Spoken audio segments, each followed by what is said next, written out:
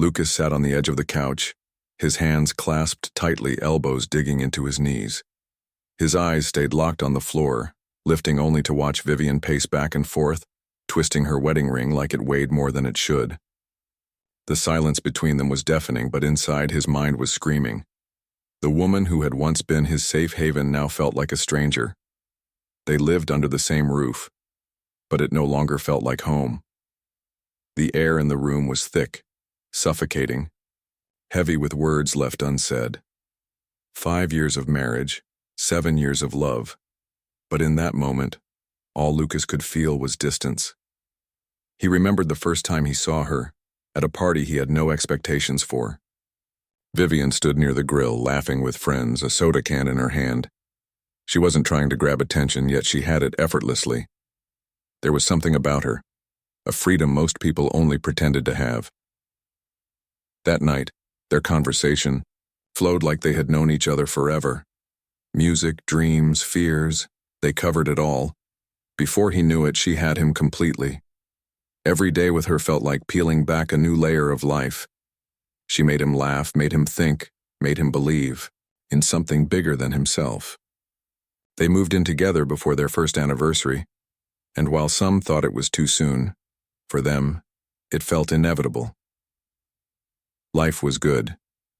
They shared a bed, dreams, even streaming passwords. Sunday mornings were for cooking together.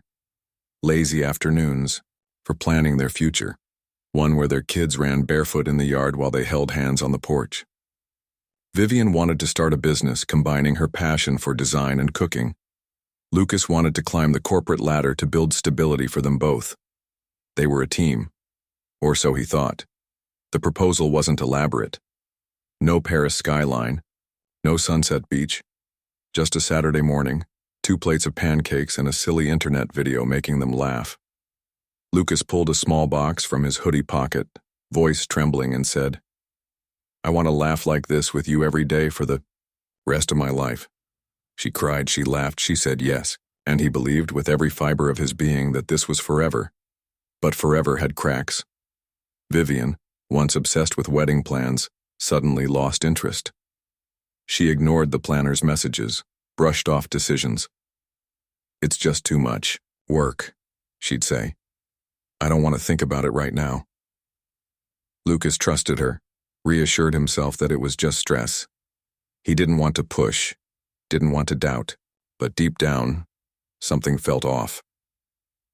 Late-night talks faded into distracted small talk. Laughter dulled. Intimacy became routine, an obligation rather than passion. But Lucas held on to hope, repeating the old cliches about love being a choice, one he made every single day. Even when she seemed distant, he chose her. Even when she barely responded, he chose her. He told himself it was a phase, that every couple goes through rough patches, that if he just held on a little longer, things would go back to the way they were. But love is not a battle meant to be fought alone. Vivian spent more time on her phone, smiling at messages she quickly hid. She started leaving for quick errands that stretched into hours, returning with excuses that didn't quite add up. And yet, Lucas convinced himself it was nothing. Denial was easier than admitting the truth, that his marriage was slipping through his fingers. What haunted him most wasn't the thought that she might be cheating. It was the realization that no matter how hard he tried, he couldn't reach her anymore. Vivian had become a shadow of the woman he once loved, and no amount of effort on his part could bring her back. And that kind of doubt, it eats you alive. It eats away at you from the inside little by little until everything you once were begins to collapse. Lucas could still recall the way Vivian used to smile at him with her eyes, the way she'd say she felt safest in his arms. But now all that remained were long silences and vacant stares. Still, he sat there on that couch, trying to piece together how a love so full of life had faded into nothing more than a lifeless routine. As he looked at the woman beside him, someone who now seemed uncertain if she even wanted to be his wife, Lucas felt a sinking realization. Something was deeply wrong. He just didn't know how bad it truly was. It was on an otherwise unremarkable, Evening during a casual gathering with old friends that Lucas's world began to unravel. He had no idea he would leave that night with a wound that would never fully heal. Jeremy's house was buzzing with laughter, raised glasses, and the easy, familiar voices of people who had known each other for years. It was the kind of get-together Lucas had always enjoyed, simple, genuine, free from pretense. Just a group of old friends talking about life like they had all the time in the world. Vivian looked radiant that night. She wore a simple black dress, her hair cascading down her shoulders, and for the first time in a while she seemed lighter, almost like her old self. Lucas allowed himself to believe, if only for a moment, that things were getting better. That maybe, just maybe, she was finding her way back to him. After dinner, someone suggested they play a question-and-answer game, a silly tradition carried over from their college days. Each person would pull a slip of paper from a bowl, read the question aloud, and answer truthfully. It was all in good fun. Embarrassing stories, light-hearted confessions, and bursts of laughter filling the air. Nobody expected one answer to change everything. When it was Vivian's turn, she picked up a slip, read it silently, and smiled slightly. Then she hesitated. Her gaze flickered to Lucas, but she quickly looked away. Nervously, she laughed and said, "I guess Darren, my ex from college." The words dropped like a grenade in the middle of the room. The easy laughter died down, replaced by a heavy, suffocating silence. For a brief moment, it was as if everyone was waiting for her to laugh again, to say she was joking. But she didn't. Lucas felt his stomach twist. The name rang in his ears, sour and bitter. Darren. Of course he knew who Darren was.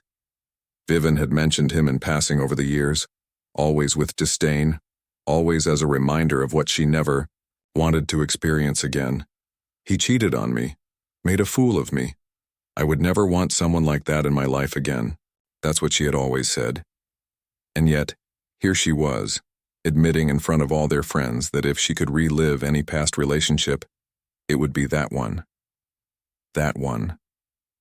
Realizing how the mood had shifted, Vivian let out an awkward chuckle. "Come on, guys, it's just a game. Don't take it so seriously. It was just a silly memory, that's all." But the words had already been spoken, and once spoken, they don't just disappear. Lucas stared at her, but not in confusion this time. No, this time, his expression had changed. He wasn't trying to understand. He was seeing something he had refused to see before, something that had been hidden in plain sight. The drive home was suffocatingly quiet. Vivian, clearly sensing the tension, tried to talk about something Jeremy had said at dinner, as if rewinding the night could erase what had happened. But Lucas didn't respond. His hands clenched the steering wheel, his eyes fixed on the road ahead. This silence was different. It was heavier, permanent. Vivian noticed, of course. Maybe she thought it was best to let it pass. Maybe she believed he'd forget with time. But he didn't. Once they were home, Lucas locked the door, hung up the keys, and turned to face her. The silence broke at last. "Why did you say that?" Vivian had just begun to remove her earrings when she froze. She took a moment, choosing her words carefully before responding. "Baby, it was just a joke. You know how these games are. People say random things." Lucas cut her off, his voice low, but firm. "But you didn't say something random. You said Darren. Of all people." She sighed, crossing her arms in frustration. "I was just being honest. It doesn't mean I still have feelings for him. It was just a memory that came to mind in the moment. You're making this a bigger deal than it needs to be. Like always." Lucas let out a bitter laugh. It wasn't amusement, it was the sound of someone who had just stopped lying to himself. Like always. She thought he was overreacting. But he wasn't. For the first time, he was truly seeing her, and under the harsh glow of the living room lamp, he saw a woman who, without hesitation, could hurt the one she claimed to love. The days that followed were filled with silence, but inside, Lucas's mind was screaming. He buried himself in work, in mindless chores, in anything that could distract him. But every quiet moment brought the same image back. Vivian, laughing, admitting she'd relive a relationship with someone who betrayed her, someone who hurt her. And yet, she'd go back to him. Why? Why was she still thinking about him? Why hadn't that memory faded like Lucas assumed it had? Most of all, why wasn't he the one she thought of when asked about a love worth reliving? Slowly, Lucas began noticing the details. The way she smiled at her phone before quickly putting it down. The way she'd say she was visiting a friend but come home smelling of men's cologne. The way her excuses grew thinner with each passing day. That foolish game had unlocked a door she had kept shut for so long, and now it was wide open. Lucas wasn't sleeping well anymore. He'd lie next to her, but it no longer felt like she was there. Night after night, the same thoughts consumed him, replacing love with something even stronger than pain. The certainty that there was more to this story, something he didn't know yet, but he was about to find out. Questions that rattled inside him like a ticking bomb. That night at Jeremy's place kept replaying in his mind. Since then, he had started noticing things he once overlooked. The subtle shifts in Vivian's behavior, the mounting excuses that stacked up like bricks, silently building an invisible wall between them. And now, more than ever, he needed answers. She still hadn't come home. What was once an occasional delay had become a pattern. First, it was quick outings that stretched, longer than expected. Then sudden plans that surfaced out of nowhere. Now she didn't even offer an explanation. "I'm going out with the girls," she'd say. But Lucas no longer believed it. Something was wrong. Ignoring it would only prolong the inevitable. His eyes drifted to his phone resting on the table. Hesitation flickered for a moment before his fingers moved on their own, unlocking the screen. No messages, no missed calls. The last text in their conversation was his. "What time are you coming back?" Sent at 10:17 p.m. No reply. Her absence weighed, heavier than any argument ever could. It was the kind of silence that screamed louder than words. With a sigh, he set the phone down, running a hand over his face. He needed to confront her. He needed to hear the truth from her own lips. But a small, desperate part of him still clung to the possibility that there was an explanation, that maybe, just maybe, he was overreacting. The sound of a key turning in the lock shattered his thoughts. He looked up just as Vivian walked in. The clock now read 2:30 a.m. She froze for half a second when she saw him, as if she hadn't expected him to still be awake. "What are you doing up?" Her voice was light, casual, too casual. But beneath it, there was something else. Guilt, perhaps, waiting for you. His eyes never left her. She frowned, set her purse on the counter and walked straight to the fridge, grabbing a bottle of water. She didn't meet his gaze. A tactic he recognized all too well. "Lucas, I told you. I was with the girls. You know how time gets away from us when we're having fun. You didn't answer my text." "I didn't see it," she said too, quickly. A low, humorless chuckle escaped him. Didn't see it? Vivian was always on her phone. If he texted her during work hours, she responded within minutes.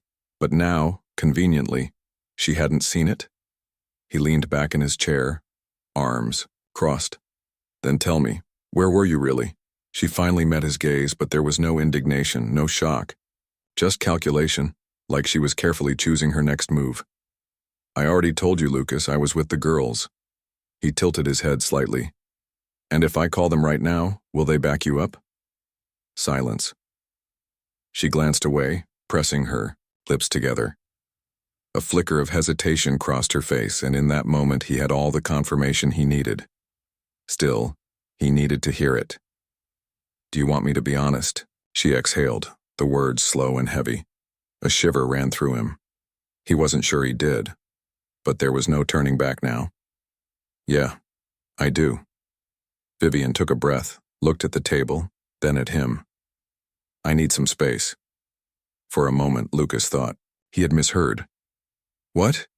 I think I need a little time, Lucas, to figure out what I really want." It felt like the ground had vanished beneath his feet. A cold ache spread through his stomach, like a fist had lodged itself deep inside. Him? Time for what, Vivian? She didn't answer. Her eyes were distant, unfocused, like she was somewhere else, with someone else. And that's when he understood. You need time so you can see Darren. He practically spat the name out, bitterness coating every syllable. She stiffened, blinked rapidly. Her silence was deafening. It's not exactly that, but it is. He cut in, voice edged with quiet fury. Of course it is. The anger burned hot in his chest, but beneath it a strange calm settled over him. His heart finally accepted what his mind had been resisting for so long. She was already gone. Maybe she had been for a while. You want me to wait around while you decide if I'm worth it? His voice was firm, but the raw pain seeped through. Vivian opened her mouth but closed it again. Because she knew. She knew that's exactly what she was asking for. She wanted the security of their relationship while she chased a ghost from her past. And worse, she expected Lucas to be okay with it. He stood, feeling the weight of it all settle onto his shoulders. He looked at her one last time, and for the first time in years, he didn't feel love. He felt pity. You've already made your decision, Vivian. With that, he turned and walked away, not just from the conversation, but from everything he once thought they had. The bedroom door shut behind him. He leaned against it, exhaling a breath so heavy, it felt like it carried the last pieces of his hope with it. His mind was clear now. No more doubts, no more denial. Vivian's footsteps hesitated outside, then a soft knock. Lucas, can we talk?